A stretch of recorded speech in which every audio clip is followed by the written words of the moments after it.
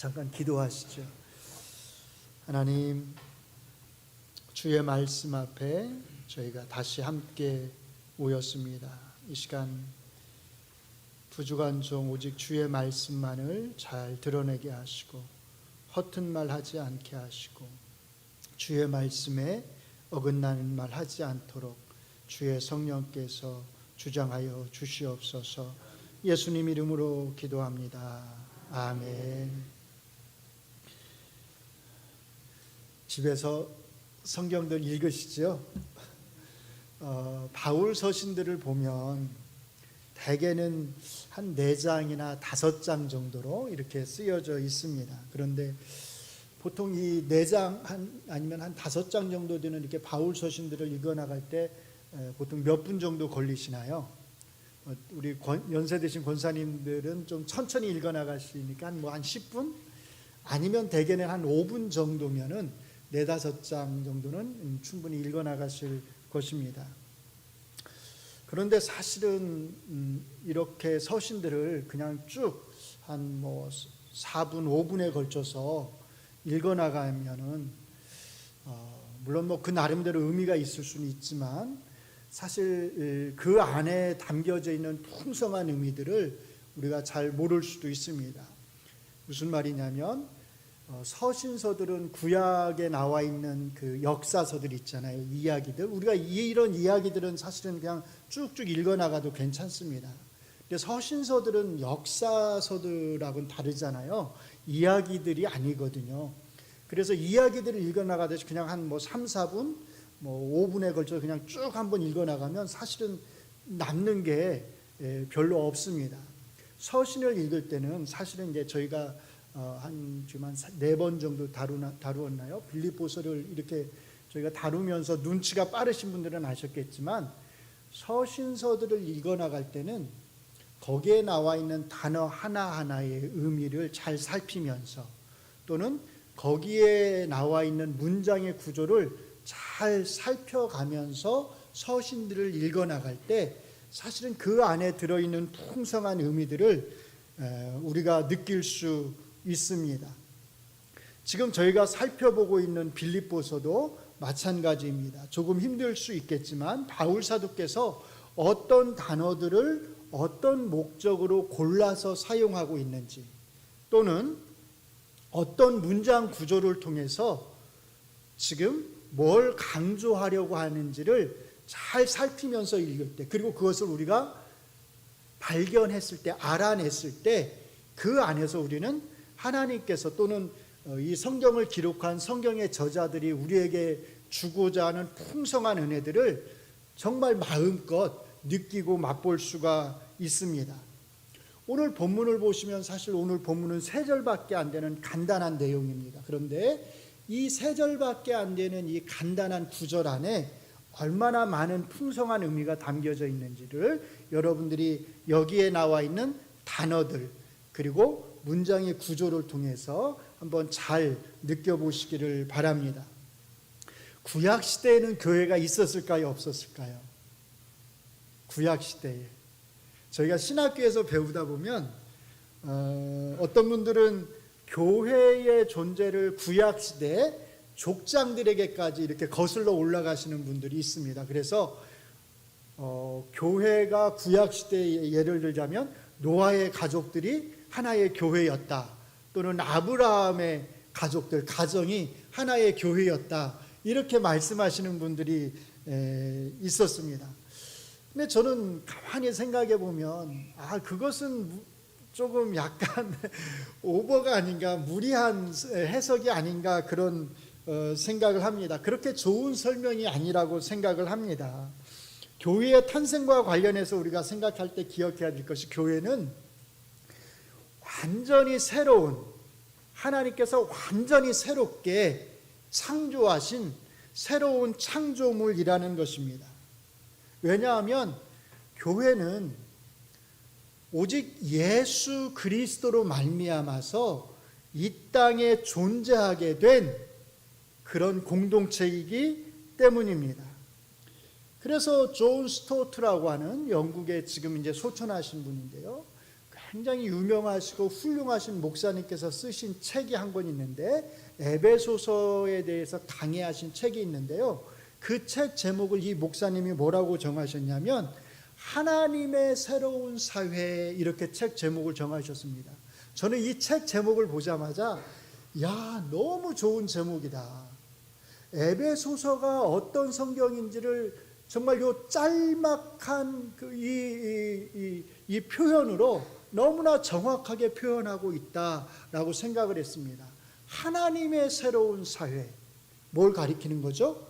교회를 가리키는 겁니다.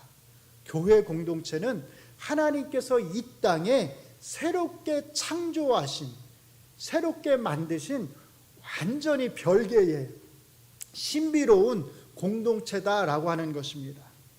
이 말이 뜻하는 것은 예수님 이전에는 교회와 같은 이런 신비로운 공동체가 이 땅에 존재한 적이 없다는 것입니다. 지난 주일 오후에 남전도의 헌신 예배를 드리면서 제가 교회의 존재 원인은 오직 누구다? 예수님이다, 이렇게 말씀을 드렸습니다. 예수님의 십자가에서의 죽으심이 없었다면 교회라고 하는 공동체는 이 땅에 생겨나지 않았을 것입니다. 이 땅에 교회라고 하는 공동체가 존재할 수 있는 이유는 오직 예수님이 우리의 죄를 위해서 십자가 위에서 죽으셨기 때문입니다. 그렇기 때문에 우리는 구약 시대에는 교회가 존재하지 않았다, 이렇게 말을 할 수 있습니다. 그리고 교회는 오직 예수님으로 말미암아서 이 땅에 탄생하게 된 완전히 새로운 공동체다, 이렇게 말을 할 수가 있습니다. 그리고 이렇게 오직 예수님으로 말미암아 이 땅에 탄생하게 된 완전히 새로운 신비로운 공동체인 교회의 존재 목적은 하나님의 영광과 찬송이 되기 위한 것입니다. 오늘 저희가 읽은 본문의 내용은 빌립보 교회의 성도들을 위해서 바울 사도께서 기도하는 그 기도의 내용을 담고 있습니다. 그런데 마지막 11절의 말씀은 이런 교회의 존재 목적을 아주 분명하게 밝혀주고 있습니다. 1장 11절의 말씀을 우리가 같이 한번 읽어보도록 하겠습니다. 시작. 예수 그리스도로 말미암아 의의 열매가 가득하여 하나님의 영광과 찬송이 되기를 원하노라. 바로 이것이 교회의 목적입니다. 교회의 존재 목적 또는 교회의 존재 가치는 하나님 앞에 영광을 돌리고 하나님의 이름을 높이는 데 있습니다. 이 말을 역으로 말하면 하나님께 영광을 돌리지 못하고 하나님의 이름을 이 땅에서 높이지 못하는 교회는 그 존재 목적이 또는 그 존재 가치가 점점 더 떨어진다는 것입니다. 그렇기 때문에 이 땅에 존재하는 모든 교회는 정말로 깊이 생각해 보아야 합니다. 우리 교회가 지금 정말 하나님 앞에 영광을 돌리고 있는 교회인가? 우리 교회가 정말로 하나님의 이름을 높이고 있는 교회인가?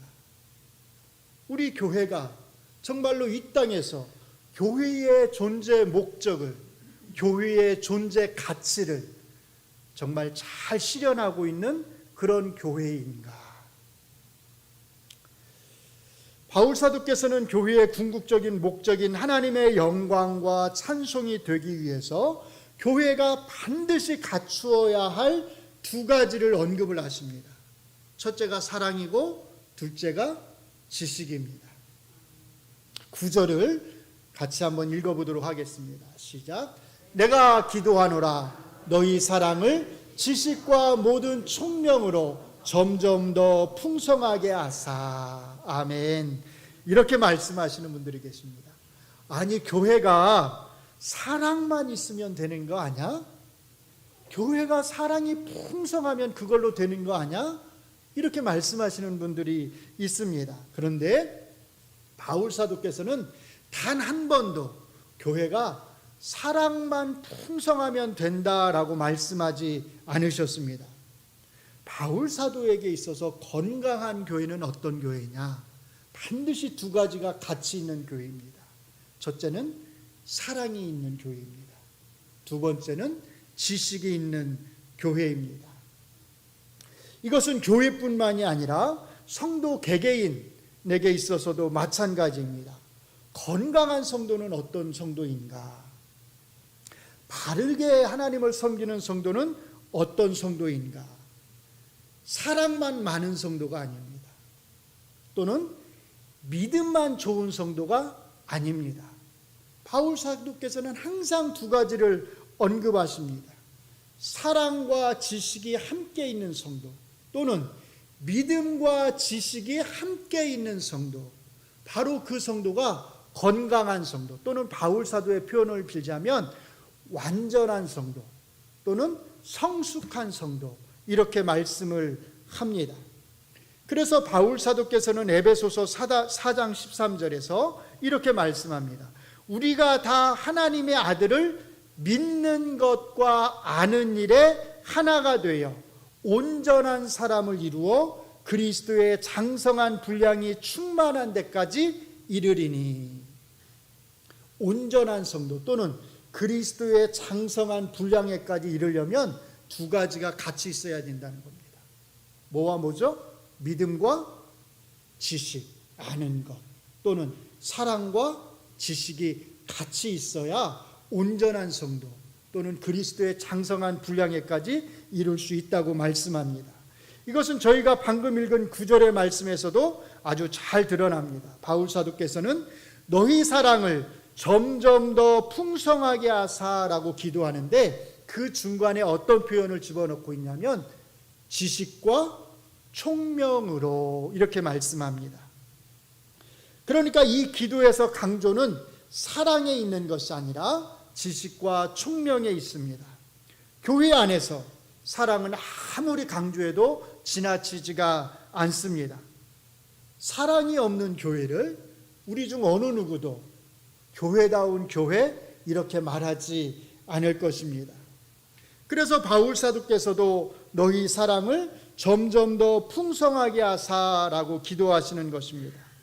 바울 사도께서 보실 때에 빌립보 교회는 이미 사랑을 나누고 있는 그런 교회였습니다. 그리고 그런 사랑을 가지고서, 그런 사랑의 마음을 가지고서 바울 사도의 선교사역에 동참하기 위해서 헌금을 모았고, 그 헌금을 에바브로 디도의 편을 통해서 바울 사도에게 보냈을 것입니다. 그러나 바울 사도께서는 너희가 이미 사랑을 하고 있으니 이제 됐다, 그렇게 말씀하지 않습니다. 이제 충분하다라고 말씀하지 않습니다. 너희가 이미 사랑하고 있지만 그럼에도 불구하고 그 사랑이 점점 더 풍성해지기를 내가 기도한다, 이렇게 말씀합니다. 사랑을 다 이루는 교회는 이 땅에 존재하지 않습니다. 우리는 교회로서 이 땅에 존재하는 한 우리가 나누는 사랑은 언제나 점점 더 풍성해져야 합니다. 그러나 그럼에도 불구하고 제가 다시 한번 강조하지만 바울 사도의 강조는 사랑에 있는 것이 아니라 지식과 총명에 있습니다. 왜냐하면 그 다음에 나오는 세 가지 목적, 이 세 가지 목적이 사랑과 연관되어 있는 것이 아니라 지식과 총명에서 나오는 것들, 지식과 총명하고 연관되어 있기 때문입니다. 그 다음에 나오는 세 가지 목적을 정리하면 이렇게 정리해 볼 수 있습니다. 첫째로, 지극히 선한 것을 분별하도록 하는 것입니다. 두 번째로, 진실하여 허물이 없이 그리스도의 날까지 이르도록 하는 것입니다. 마지막 세 번째로, 예수 그리스도로 말미암아 의의 열매가 가득하도록 하는 것입니다. 이 세 가지 목적이 뭐하고 연결되어 있다고요? 지식과 총명하고 연결되어 있다는 것입니다. 여기서 지극히 선한 것이라고 할 때 이 지극히 선한 것은 다른 것을 가리키는 것이 아닙니다. 우리가 지난 시간에 착한 것 또는 선한 것에 대해서 말씀을 나눴잖아요. 창세기 1장에 보면 하나님께서 세상을 창조하시고 그 창조하신 것이 보기에 뭐 했더라? 좋았더라 이렇게 말씀을 하십니다. 여기 좋았다라고 하는 표현이 히브리어로 토브인데 사실은 이것이 선한 것을 말하는 겁니다. 이것이 좋은 것, 선한 것, 착한 것 같은 의미입니다. 그러니까 선한 것이라고 하는 것은 다른 걸 말하는 것이 아니라 하나님이 보시기에 좋은 것, 하나님이 보시기에 기뻐할 만한 것, 하나님이 보시기에 받으실 만한 것, 그것들은 모두가 다 선한 것 이렇게 말을 할 수가 있습니다. 그렇기 때문에 지극히 선한 것을 분별한다고 하는 것은 다른 것이 아니라 하나님이 기뻐하시는 일이 어떤 일인지, 하나님을 영화롭게 하는 일이 어떤 일인지를 우리가 잘 분별할 수 있어야 한다는 것입니다. 그리스도인은 누구나가 어떤 행동을 할 때 그냥 행동하지 않습니다. 그냥 행동해서는 안 됩니다. 말을 한마디 하더라도 그냥 말을 내뱉어서는 안 됩니다. 우리는 늘 뭘 생각해야 되죠? 내가 하는 이 행동 하나가 하나님의 뜻에 합당한지, 그렇죠? 내가 내뱉는 이 말 한마디가 하나님의 뜻에 합당한지를 우리는 늘 잘 분별하여서 행하고 말을 해야 합니다. 이런 분별은, 하나님의 뜻에 대한 이런 분별은 사랑에서 나오는 것이 아닙니다. 왜냐하면 사랑에는 분별하는 능력이 없기 때문입니다. 우리가 흔히 사랑과 관련해서 뭐라고 말하냐면 사랑은 눈을 뭐하게 한다? 멀게 한다. 그렇게 말하잖아요. 우리가 결혼하는 남녀들을 보면 농담 삼아서 뭐라고 하죠? 사랑의 눈이 멀었다고 하잖아요. 사랑의 눈이 멀어야 뭘 하는 거예요? 결혼을 하는 거예요. 이거저거 막 머리로 막 따지고 하면 결혼을 할 수가 없어요.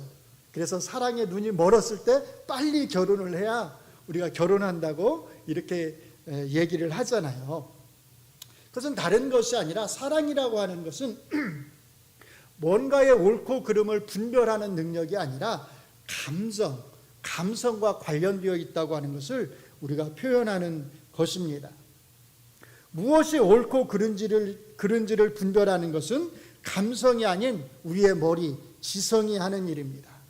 그렇기 때문에 하나님의 뜻이 무엇인지를 분별하는 것은 사랑이 아니라 하나님의 말씀에 대한 지식과 총명을 필요로 하는 것입니다. 총명, 그러니까 무슨 똑똑한 거 아니면 명철한 거, 머리가 좋은 거 이렇게 생각할 수 있는데 여기서 말하는 총명은 그런 것이 아닙니다. 우리가 하나님에 대한 어떤 지식을 가지고 있잖아요. 그러면 그 지식을 통해서 우리가 일상생활에서 그리스도인으로서 살아갈 때 어떻게 내가 행동하고 말하는 것이 정말로 하나님의 뜻에 합한가라고 하는 것을 잘 생각하면서 그렇게 실천적으로 하나님의 말씀을 우리의 일상의 삶에 적용할 수 있는 그런 능력, 그런 실천적인 지혜를 가리켜서 바울 사도께서는 지금 총명 이렇게 말씀을 하고 있는 것입니다. 하나님의 말씀인 성경에 대한 지식을 통해서 하나님의 뜻이 무엇인지를 잘 분별하고 그 하나님의 뜻을 일상의 삶에서 실천해가는 사람만이, 이 사람만이 바울 사도께서 말하는 두 번째 목적, 그게 뭐였죠? 하나님 앞에서 진실하여 허물 없이 그리스도의 날까지 이르는 것, 이 두 번째 목적을 이루면서 살아갈 수가 있습니다. 그리고 한 걸음 더 나아가서 이렇게 하나님 앞에서 허물이 없이 살아가는 사람만이 바울 사도께서 말하는 세 번째 목적, 예수 그리스도로 말미암아 의의 열매가 풍성한 삶을 맺으면서 살아가는 이 목적을 이룰 수가 있습니다. 이렇게 보면 우리는 바울 사도의 말씀을 통해서 다음 두 가지 사실을 알 수가 있습니다. 첫째로 이 세 가지 목적은 서로 떨어져 있는 별개의 목적이 아니라는 것입니다. 그리스도인으로서 하나님이 기뻐하시는 지극히 선한 것을 분별하는 삶, 또 진실하여서 허물이 없는 그리스도의 날까지 이르는 삶, 의의 열매가 풍성하도록 맺어가는 삶을 살아가는 것은 모두가 함께 연결되어 있습니다.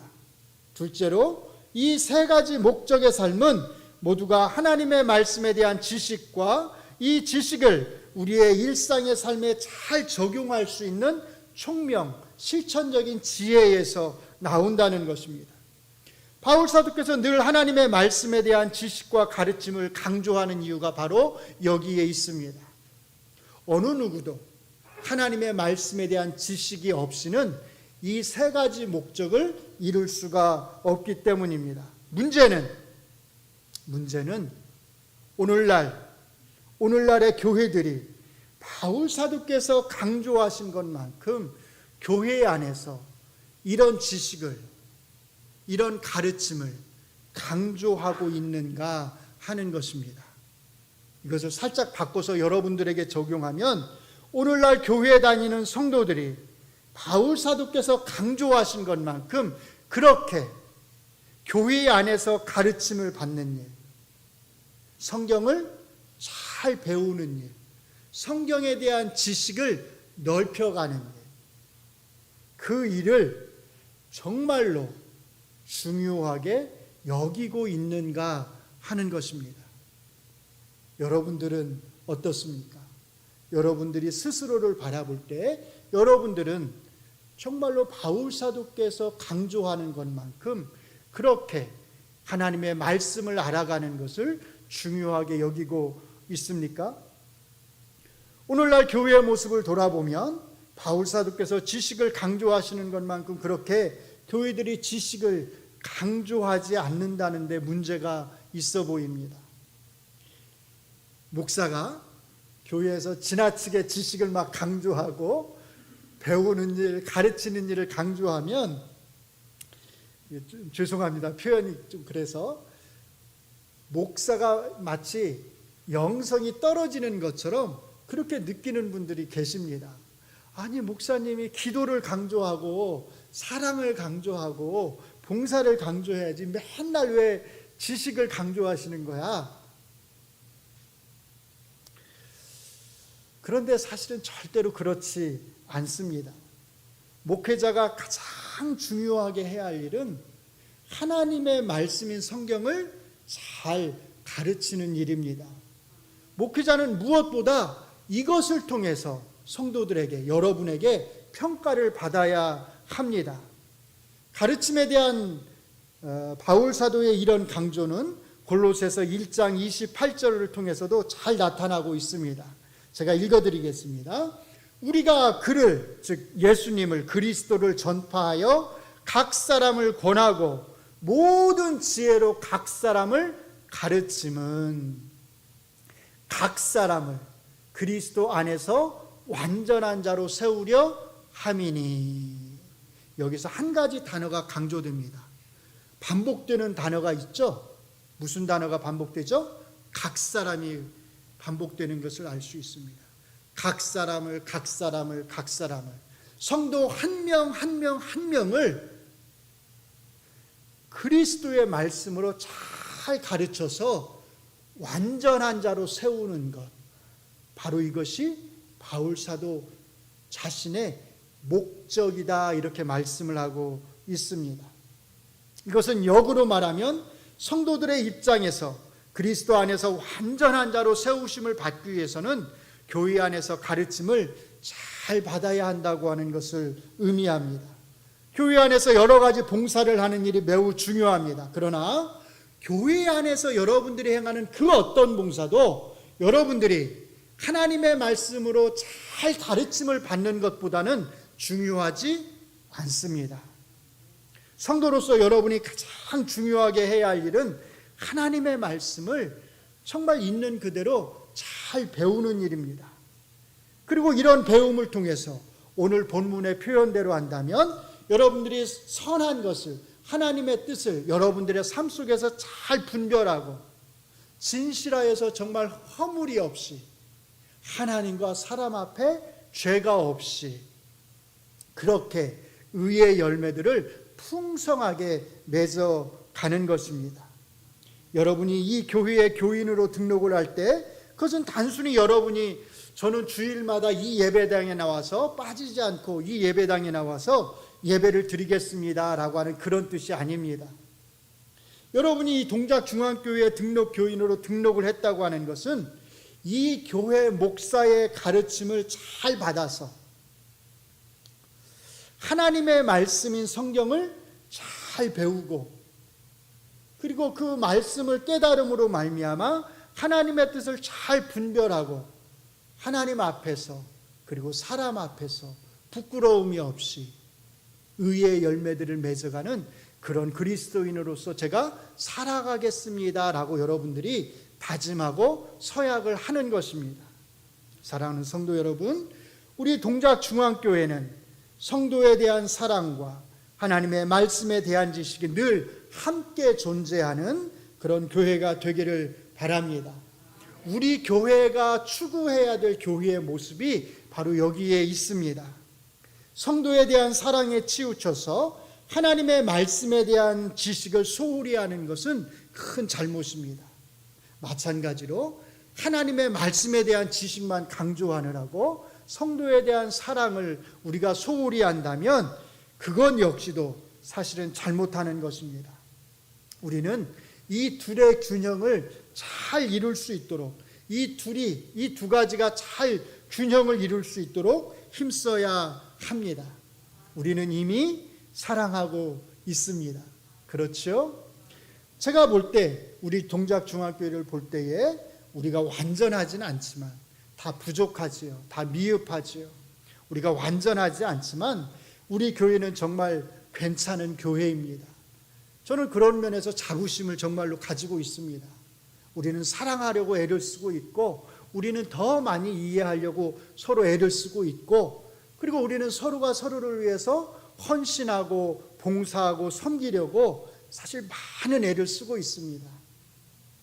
우리 안에 있는 이 사랑과 이해와 헌신과 봉사가 더 풍성해지기를 바랍니다. 이만하면 됐다라고 하는 그런 사랑은 없습니다.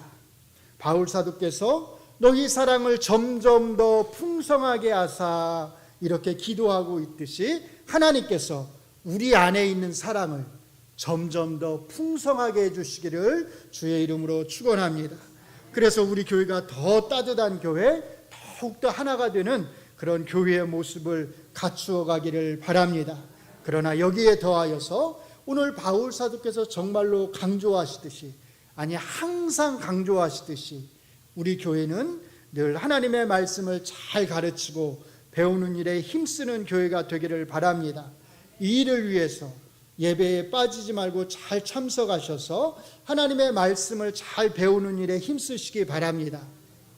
이 설교 시간이야말로, 이 예배 시간이야말로 목회자가 가장 많은 성도들을 앞에 두고서 하나님의 말씀을 가르치기에 가장 좋은 시간입니다.